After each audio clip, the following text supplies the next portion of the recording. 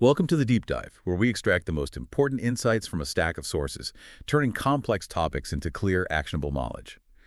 Last time, we explored the fascinating world of individual agent AI, delving into their planning capabilities and goal-oriented behaviors. We really saw how a single intelligent entity could, navigate complex problems. But today, we're zooming out. We're asking, what happens when you have many of these intelligent entities interacting? That's right. Because in the real world, no agent truly operates in isolation. Think about managing a vast supply chain, or even just coordinating city traffic. Intelligent agents are constantly interacting with others, each with their own goals and perceptions. The sheer complexity of many real-world problems simply demands, well, a collective approach. And that collective approach brings us to the core of today's deep dive, multi-agent systems, or MAS. This field explores the intricate dynamics of what you could truly call digital societies. It's all about understanding how independent actors communicate, cooperate, and coordinate to solve challenges that are simply beyond the scope of any single agent. And for places with incredibly interconnected systems, like in logistics, telecommunications, finance, the ability to design and manage these multi-agent systems isn't just theoretical, it's absolutely critical for future innovation and efficiency. Exactly. Our mission today is to provide you with a comprehensive Q&A overview of multi-agent systems. We're going to unpack their foundational mechanisms, look at the critical architectural choices, discuss some truly fascinating emergent phenomena, and then, of course, dive into their practical, real-world applications. Okay, so to give you a clear roadmap for this deep dive, we've structured our conversation around 14 core questions. We're going to explicitly lay these out first. Here they are. 1. What exactly is a multi-agent system, and what does this field of study explore? 2. Communication seems essential. How do agents communicate in a structured way? 3. You mentioned communicative acts. What are some examples? 4. How is control and decision-making structured? Let's start with centralized. 5. What are the strengths and weaknesses of that centralized model? 6. What's the opposite? Distributed control, and what's a good analogy? 7. What are the pros and cons of that distributed approach? 8. Let's talk emergent behavior. What is that? 9. What about conflicting goals? How are conflicts resolved? 10. The contract net protocol was mentioned. How does that work? 11. Thinking about agent societies. What gives them structure? 12. What is swarm intelligence and its inspiration? 13. Can we get some real-world examples of MAS in action? And finally, 14. What are the main takeaways about multi-agent systems? We'll be tackling each of these in sequence, digging into the details. Sounds like a plan. Let's jump right in. Excellent. So, to kick us off the first question, what exactly is a multi-agent system, or MAS, and what does this field of study really explore? Okay. A multi-agent system, MAS, is fundamentally a collection of autonomous agents that interact with one another. The field itself delves into the intricate dynamics of these digital societies, investigating precisely how these independent actors manage to communicate, cooperate, and coordinate their actions. The ultimate goal here is to design systems that can solve problems that are simply too large, too complex, or maybe too distributed for any single agent to handle on its own. For future innovation, especially in these complex, interconnected domains we talked about, logistics, telecoms, finance, this opacity for collective intelligence is, well, absolutely critical. Right, it sounds like communication is absolutely crucial if these agents are going to work together effectively. You can't have a collective without communication. So how exactly do agents communicate with each other in a structured way? You've hit on perhaps the most critical point there. Communication is indeed the essential lubricant, you could say, for any meaningful interaction within a MAS. Without it, agents are, at best, just obstacles to each other. To ensure clarity and avoid ambiguity, multi-agent systems rely on standardized agent communication languages, or ACLs. These are designed specifically for unambiguous machine-to-machine interaction. The two most well-known standards are FIPA-ACL and KQML. FIPA-ACL and KQML. Exactly. And what's fascinating here is that they provide a standardized envelope for messages. This envelope clearly defines the sender, the receiver, and crucially, the specific communicative act being performed. Communicative acts. That's a really intriguing concept. Can you give us some specific examples of the types of messages an agent might send using these acts, and what's the underlying theory behind them? Absolutely. These ACLs are actually based on something called speech act theory. It's a concept from linguistics, and it basically says that an utterance isn't just a statement, it's an action. So when an agent sends a message, it's performing a specific act with an intended effect on the receiver. Common speech acts you'd find include inform. That's used to say to believe, for instance, an agent informing another, the price of stock XYZ is $105. Okay, just stating a fact. Right. Then there's request, where an agent asks another to perform an action, like, please move out of my way. Ah. Agents can also query for information, what is your current location? And for joint activities, there's propose, to suggest a future course of action, and then naturally accept or reject to respond to those proposals. It really defines the intention behind the message. That distinction between informing and requesting or proposing, yeah, that seems really key for coordination. So as we move from individual agents to these larger systems, a critical design choice must be how you actually structure decision-making. Is there a central brain, or is it more, collective? Let's start by looking at the centralized approach. How does that work? Yeah, this is indeed a fundamental architectural choice, and it really exists on a spectrum. You're not always purely one or the other. But in a classic centralized control system, you have a single leader or coordinator agent. This master agent possesses a global view of the entire system, makes all the key decisions. It's responsible for assigning tasks to the other worker agents and coordinating their actions. A perfect analogy here is a traditional air traffic control tower. Oh, okay. The tower has the complete picture, right? All aircraft in its vicinity. And it issues precise, specific commands to each pilot to ensure safe and efficient operation. So with that air traffic control analogy in mind, what are the key strengths and, I guess, the weaknesses of that centralized control model? It seems intuitive, maybe simpler initially, but I imagine there are significant downsides. You're right to suspect that. The primary strength of centralized control is its potential to achieve global optimality. Because one agent has all the information, it can theoretically make decisions that are the absolute best for the entire system. It's also often simpler to design and debug because the core logic is consolidated in one place. Makes sense. However, the weaknesses are indeed significant. First, it creates a single point of failure. If that central controller goes down, the whole system can collapse. Second, it's not scalable. As the number of agents increases, that central agent can quickly become a computational bottleneck. It just gets overwhelmed. And finally, it's not very robust to uncertainty. It kind of demands perfect, up-to-date information to function effectively, which is pretty rare in dynamic, real-world environments. Yeah, that makes perfect sense. The single point of failure and the scalability limits really highlight its drawbacks, especially for complex, large-scale systems. So what's the opposite approach then? Distributed control. What is that exactly, and what's a real-world analogy for it? In a distributed, or you might hear decentralized control system, the paradigm flips entirely. There is no single leader. Instead, each agent is autonomous. It makes its own decisions based only on its local information and its interactions with its immediate neighbors. The global behavior that emerges from the system, the overall pattern, is a result of these countless local interactions. The classic real-world analogy here is a flock of birds or a school of fish. Right, the flocking behavior. Exactly. There isn't one leader bird dictating every twist and turn. Each bird simply follows a few simple local rules, like align with your neighbors, avoid collisions, or maybe steer towards the perceived center of the flock. From these simple individual decisions, the graceful, coordinated flocking behavior emerges. No central controller needed. That's a powerful image. No central brain, just local rules creating global order. So naturally, what are the pros and cons of that distributed bottom-up approach? What are the challenges in actually designing systems this way? Well, the strengths are quite compelling. Distributed systems are highly robust. Because there's no single point of failure, if one agent goes down, the rest can often continue operating, maybe degraded, but operating. They're also incredibly scalable. You can usually add more agents without fundamentally restructuring the system or hitting a central bottleneck.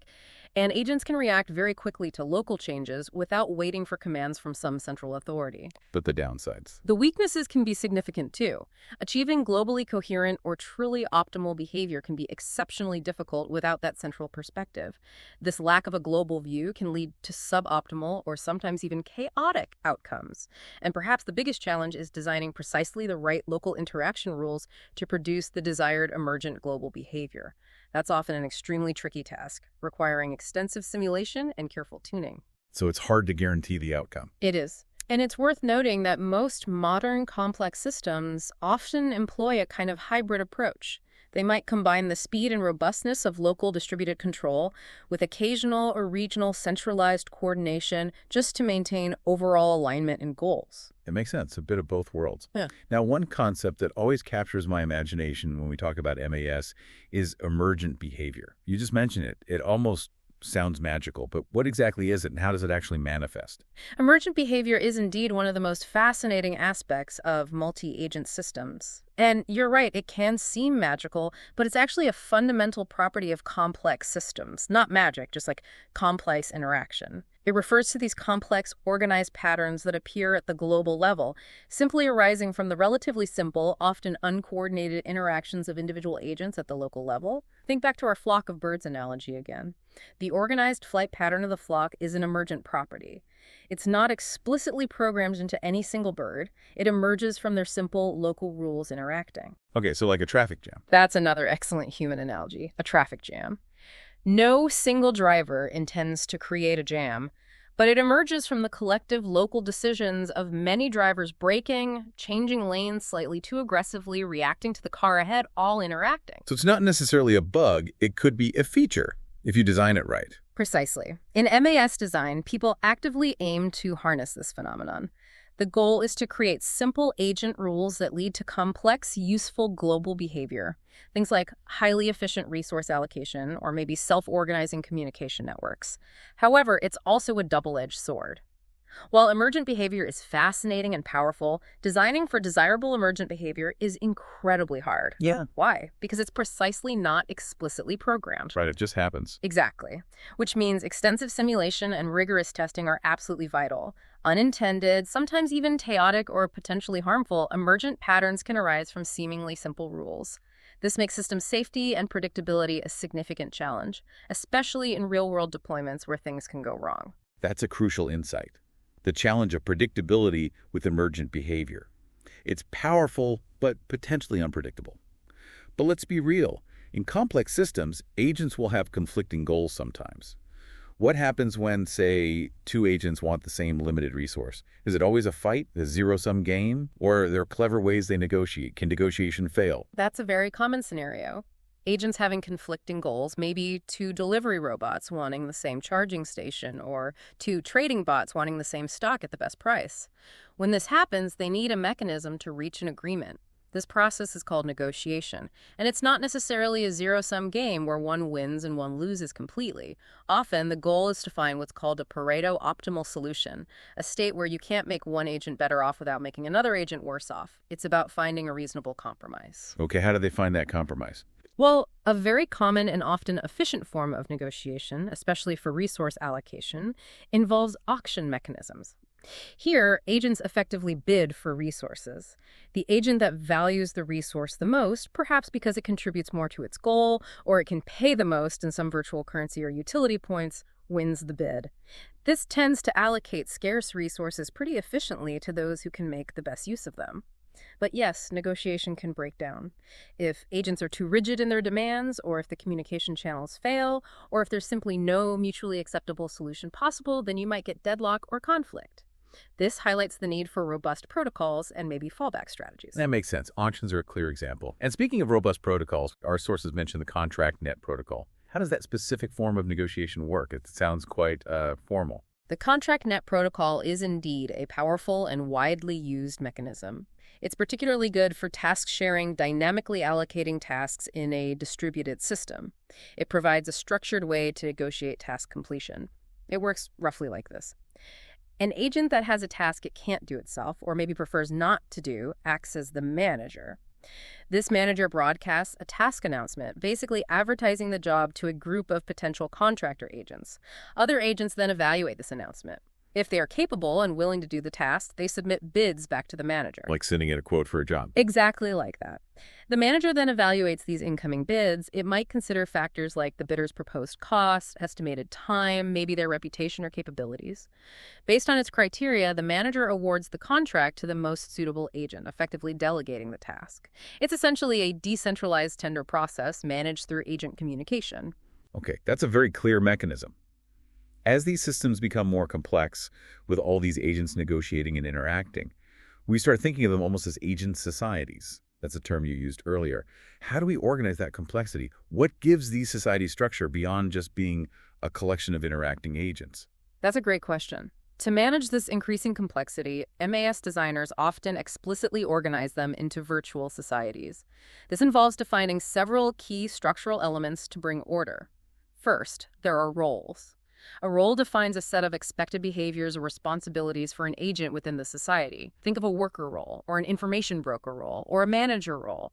An agent might even adopt different roles at different times, much like we do in human organizations. So an agent isn't fixed. It can play different parts. Precisely. Second, there are norms. Norms are conventions, or you could say soft rules that constrain agent behavior within the society. For instance, a norm might state that agents must fulfill their contractual obligations from the contract net, or maybe always prioritize safety messages over routine ones. Norms are crucial because they help make the behavior of other agents more predictable, which facilitates smoother interactions and cooperation. They set expectations. Okay. Roles and norms. What else? Finally, there are relationships. These define specific connections between agents. Things like is part of, an agent belonging to a team, or reports to a hierarchy, or even trusts based on past interactions. These relationships help form a more formal organizational structure within the system, guiding communication flows and lines of authority or influence. Together, roles, norms, and relationships give shape and predictability to the agent society. That's a really useful framework: roles, norms, and relationships, shaping a digital society. And speaking of structures, especially those inspired by nature, swarm intelligence sounds fascinating. Where does that get its inspiration, and how does it translate into AI? Swarm intelligence is a truly captivating subfield of AI, and yeah, it draws its inspiration directly from the collective behavior we see in social insects. Think ants, bees, termites, but also things like bird flocks and fish schools. A swarm in this AI context typically consists of a large number of simple, often identical or very similar agents. Each agent follows very basic local rules. The magic, or rather the emergent intelligence, happens because through their local interactions and often indirect communication. Indirect communication, how does that work? A great example is ants laying pheromone trails. One ant doesn't directly tell another, go this way. It leaves a chemical signal in the environment, and other ants react to that signal. This is called stigmergy communication through modifying the environment. So through these local interactions and maybe indirect communication, the swarm as a whole exhibits remarkably intelligent behavior, like finding the shortest path to food or building complex nests, even though no single agent is individually intelligent or has a global plan. Wow. So what are some AI examples based on this? Classic examples include ant colony optimization, ACO. It mimics how ants find the shortest paths using those pheromone trails. ACO algorithms are used to solve complex optimization problems, famously things like the traveling salesman problem, finding the shortest route connecting many cities. Another one is particle swarm optimization, PSO, which is inspired more by the flocking behavior of birds or schooling of fish. It's used to find optimal solutions in very large, complex search spaces by having particles explore the space, influenced by their own best findings and the best findings of the swarm. And this whole field is a major research area for swarm robotics, coordinating large numbers of simple, often low-cost robots for tasks like search and rescue, environmental monitoring, maybe even automated construction someday. This is where theory really comes to life and gets exciting.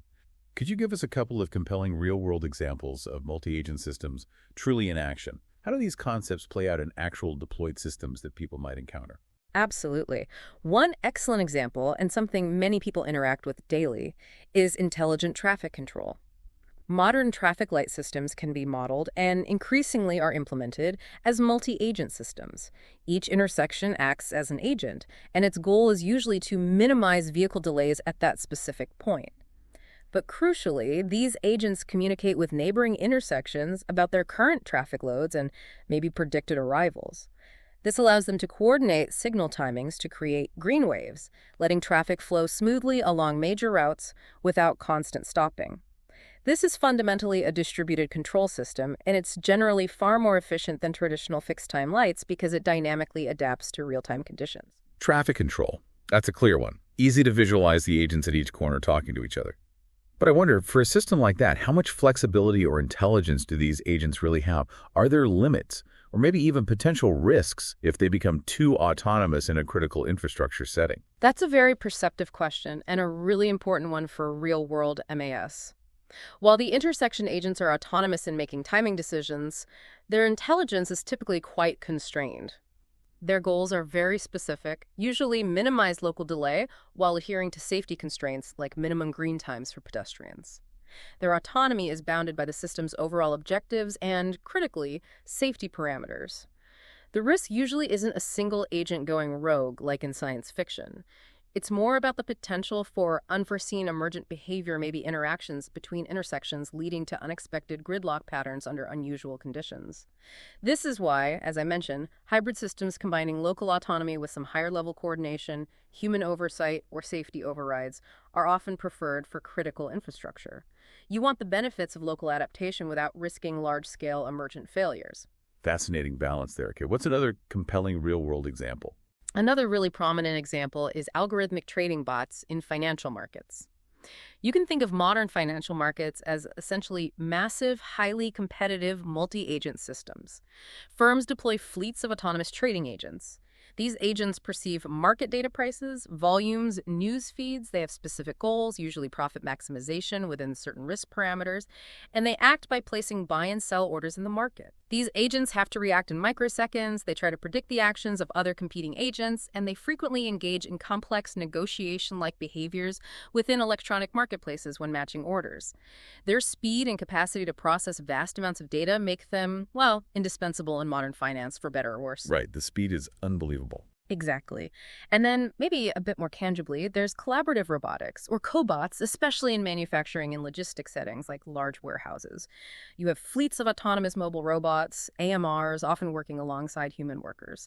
These robots form a MAS that must constantly coordinate. They need to avoid collisions with each other and with people, negotiate passage through narrow aisles, and efficiently allocate tasks.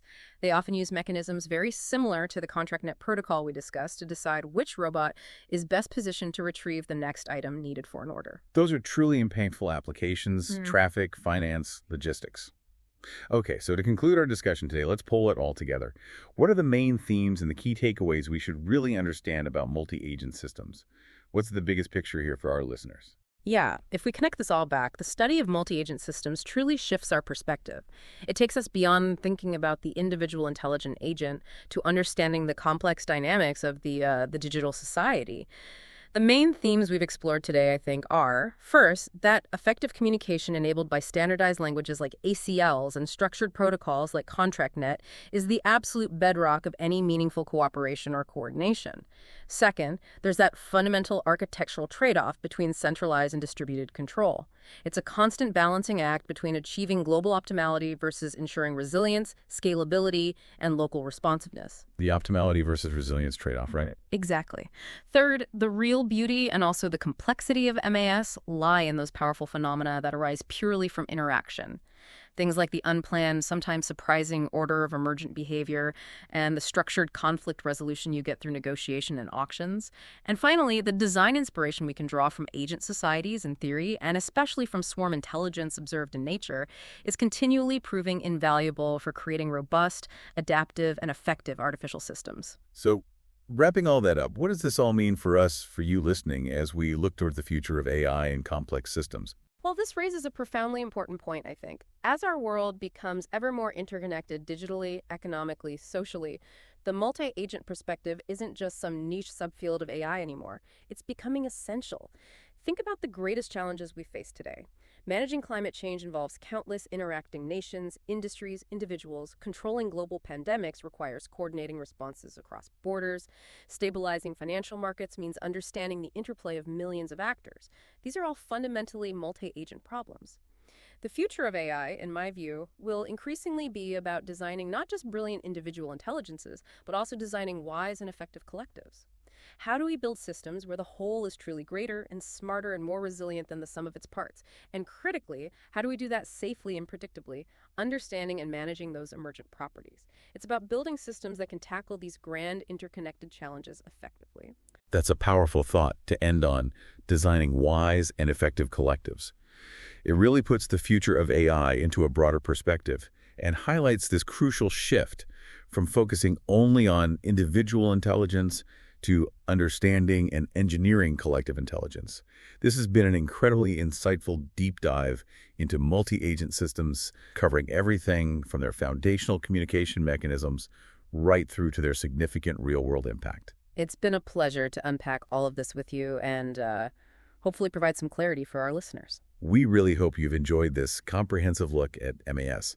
For our next deep dive in this series, make sure to tune in when we explore memory, attention, and reasoning, where we'll delve into how individual agents, the building blocks of these systems, think, learn, and store information. Thank you for joining us for this deep dive today. And please don't forget to subscribe to our channel, Tech AI and Beyond, for more explorations into the cutting edge of artificial intelligence and related technologies. We'll see you next time.